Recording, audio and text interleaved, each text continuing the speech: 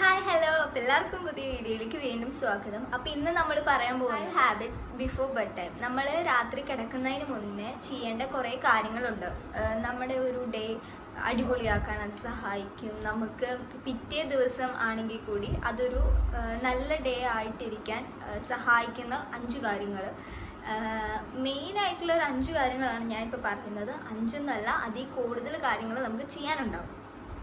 അപ്പോൾ എന്താ, നമുക്ക് നേരെ ഒട്ടും സംസാരിച്ച് സമയം കളയാണ്ട് വീഡിയോയിലേക്ക് കിടക്കാം.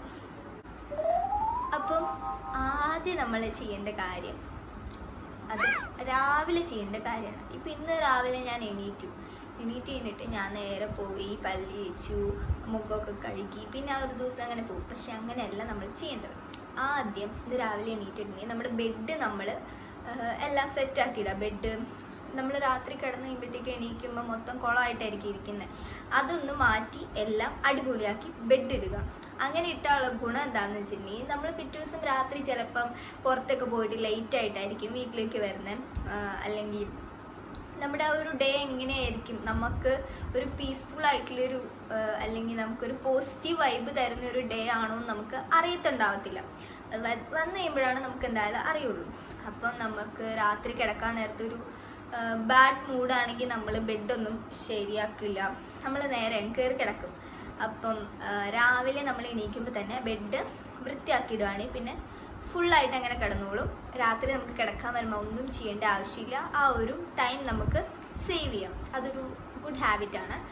ആൻഡ് അപ്പം രണ്ടാമത്തെ കാര്യം എന്താണെന്ന് വെച്ചിട്ടുണ്ടെങ്കിൽ നമ്മളൊരു കൂളായിട്ടുള്ളൊരു ടെമ്പറേച്ചറിൽ വേണം കിടന്നുറങ്ങാൻ. അപ്പോഴാണ് നമുക്ക് കറക്റ്റായിട്ടുള്ളൊരു സ്ലീപ്പ് കിട്ടത്തുള്ളൂ. ചൂടെടുക്കുമ്പോൾ നമ്മൾ ഉറങ്ങത്തില്ല, ഇടയ്ക്കൊക്കെ എണീക്കും, അങ്ങനെ കുറേ പ്രശ്നങ്ങളുണ്ടാവും. നമ്മൾ കറക്റ്റായിട്ട് ഉറങ്ങണം എന്നുണ്ടെങ്കിൽ നമ്മളൊരു കൂളായിട്ടുള്ളൊരു അന്തരീക്ഷത്തിൽ കിടന്നുറങ്ങണം. ഇപ്പം റൂമിൽ ചൂടാണെങ്കിൽ നമ്മൾ എന്ത് ചെയ്യണം എന്ന് വെച്ചിട്ടുണ്ടെങ്കിൽ രാത്രി ഒരു നാപ്പ് എടുക്കാം. നമുക്ക് രാത്രി ഒന്ന് കുളിച്ചിട്ട് കിടന്നിട്ടുണ്ടെങ്കിൽ അത് കിടക്കുമ്പം നല്ല സുഖമായിരിക്കും. വേഗം ഉറങ്ങിപ്പോകാനുള്ള ഒരു ചാൻസ് ഉണ്ട്. തല നനയ്ക്കണം എന്ന് ഞാൻ പറയുന്നില്ല, മേല് കഴുകിയാലും മതി. അപ്പം നമുക്ക് നല്ലൊരു ഇതിൽ കിടന്നുറങ്ങാൻ പറ്റും. അതന്നെ. മൂന്നാമത്തെ കാര്യം എന്ന് വെച്ചിട്ടുണ്ടെങ്കിൽ റിമൂവ് ഓൾ മേക്കപ്പ്. നമ്മുടെ മുഖത്ത് നമ്മൾ ഇട്ടിരിക്കുന്ന മേക്കപ്പ് ഒക്കെ നമ്മൾ റിമൂവ് ആക്കുക. അല്ലെങ്കിൽ നമ്മുടെ സ്കിന്നിനത് കൊള്ളത്തില്ല, സ്കിന്നിനത് ഡാമേജാണ്. മേക്കപ്പ് ഇങ്ങനെ രാത്രി കിടക്കുമ്പം ഉപയോഗിക്കാൻ കൊള്ളത്തില്ല. അപ്പം നമ്മൾ മേക്കപ്പ് ഒക്കെ മാറ്റി നമ്മുടെ സ്കിന്നിന് ഓക്സിജൻ കിട്ടണം രാത്രിയിൽ. അപ്പം മേക്കപ്പ് ഒക്കെ റിമൂവ് ചെയ്ത് സ്കിന്ന് അടിപൊളിയാക്കി വെച്ചിട്ട് വേണം കിടന്നുറങ്ങാൻ. അപ്പം ഇനി നാലാമത്തെ കാര്യം എന്താണെന്ന് വെച്ചിട്ടുണ്ടെങ്കിൽ ഒരു ലൂസ് ആയിട്ടുള്ള ഡ്രസ്സ് ഇടാം. ജീൻസ് ഇട്ട് കിടക്കരുത്. അങ്ങനെയുള്ള ടൈറ്റ് ഡ്രസ്സസ് ഒന്നും ഇടല്. ലെഗിങ്സ് ഇട്ട് ഒക്കെ വീട്ടിൽ കൂടെ നടക്കുന്നവരുണ്ടാവും. അതൊന്നും ഇട്ട് കിടക്കരുത്. നമ്മൾ രാത്രി കിടക്കാൻ നേരത്ത് ലൂസായിട്ടുള്ള, എന്തോരം ലൂസായിട്ടുള്ള ഡ്രസ്സ് ഉണ്ടോ നമുക്ക് അതിടുക. നമുക്ക് ഫീൽ കംഫോർട്ടബിൾ ആയിരിക്കണം. കിടക്കുമ്പം നമുക്ക് അങ്ങോട്ടും ഇങ്ങോട്ടും തിരിയുമ്പോഴൊക്കെ നമുക്കൊരു ഇത് കിട്ടണം. അപ്പം ടൈറ്റ് ആയിട്ടുള്ള ഡ്രസ്സ് ഇടുമ്പോൾ ബ്ലഡ് ഓടത്തില്ല, അങ്ങനെ കുറച്ച് പ്രോബ്ലംസ് ഒക്കെ ഉണ്ട്. അപ്പം നമ്മളൊരു ലൂസ് ആയിട്ടുള്ള ഡ്രസ്സ് ഇട്ടിട്ട് വേണം കിടന്നുറങ്ങാൻ.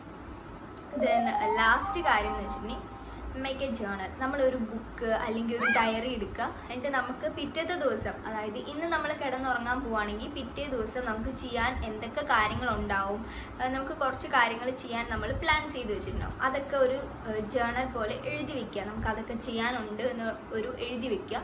അപ്പോൾ നമുക്ക് പിറ്റേ ദിവസം അത് നമ്മളെ കൂടുതൽ ഹെൽപ്പ് ചെയ്യും.